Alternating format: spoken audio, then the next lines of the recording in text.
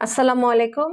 আমার এখানে কিছু ডাটা আছে এবং আমার এখানে প্রত্যেকটা সাপ্লায়ার নামের পরপর একটা করে ব্ল্যাঙ্ক রো ইনসার্ট করতে হবে। ঠিক এইভাবে আমি প্রত্যেকটা রো এর পরপর একটা করে ব্ল্যাঙ্ক রো ইনসার্ট করব। তো এভাবে হাতে ধরে একটা করে ব্ল্যাঙ্ক রো ইনসার্ট করাটা অনেক সময় সাপেক্ষ ব্যাপার। তো আমরা কিভাবে এটা খুব সহজে সবগুলো একসাথে 1 মিনিটে করতে পারি সেটা দেখব। তার জন্য আমি এখানে একটা সিরিয়াল নাম্বার দিয়ে দিব যে আমি এখানে সিরিয়ালটা দিয়ে দিচ্ছি এবং এই সিরিয়ালটাকে আমি টোটালি কপি করব এবং নিচে গিয়ে আমি এটাকে পেস্ট করে দিব।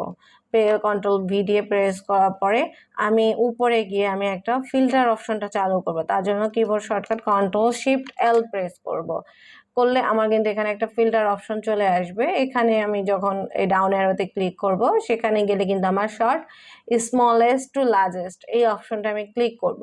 ক্লিক করলে কিন্তু আমার এরকম চলে আসবে। প্রত্যেকটা সেলের পরপর কিন্তু ব্ল্যাঙ্ক সেল চলে আসবে।